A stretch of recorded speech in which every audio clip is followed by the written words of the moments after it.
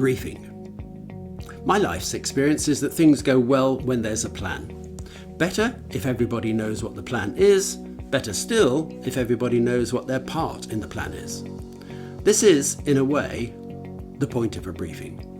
Jumping directly to the plan can leave out valuable insight, opportunities and engagement. We need to do some groundwork first. We need to generate an ordered list of things to think about. Item 1 is purpose. Why are we here? Why have this particular group of people come together? Purpose is central to team members providing emotional as well as physical labour. Team members are less likely to join in if they do not know why they are there. Without clear purpose, they can become jobs worths, units of labour. Item 2 is goal. What are we trying to achieve? What will success look like? If we cannot define the goal, how will we measure success? Learning comes from the gap between expectation and achievement. Goal definition is hard cognitive work, but without it we will waste effort and resources. The goal is, after all, what the plan will be designed to achieve.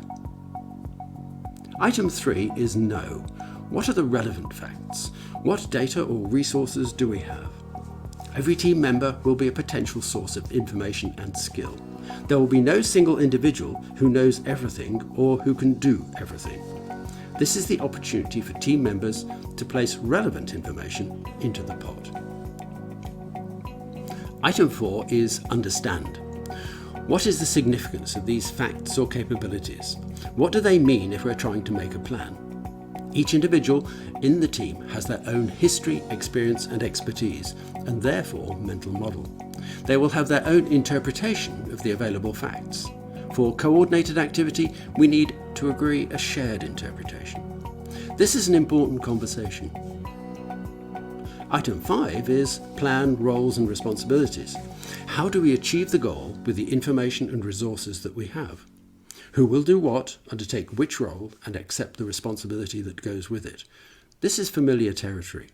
Circumstance and time available will determine whether a steep or shallow authority gradients are used. So far, we have a plan which is predicated on success. Item 6 is wrong. What might go wrong? How will we recognise that it's going wrong? How will we recover? Using the experience and insight of the team to look for vulnerabilities or weaknesses in the plan is an acknowledgement of the real world. It is important to do this before activity starts. Some call this a pre-mortem. Generating a new plan will require significant cognitive capacity. This will be in short supply if you're sitting in the wreckage of a failed Plan A. So far, we have described the content of an effective briefing. There are other considerations which will have an impact. We take our social selves to work, the gatekeepers to effective team working and interpersonal relationships and group climate.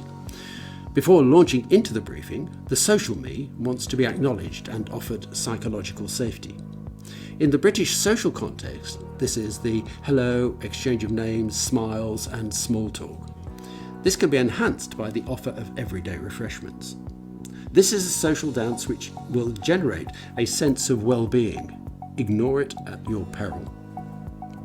We need to guard against this unfocused social exchange bleeding into the workplace.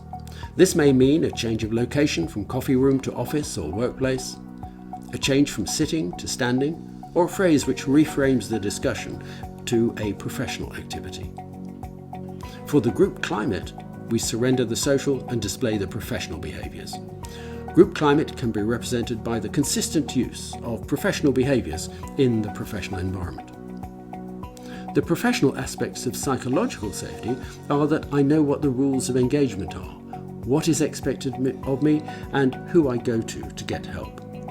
This presents a wonderful opportunity for the leader to set an appropriate tone and authority gradient.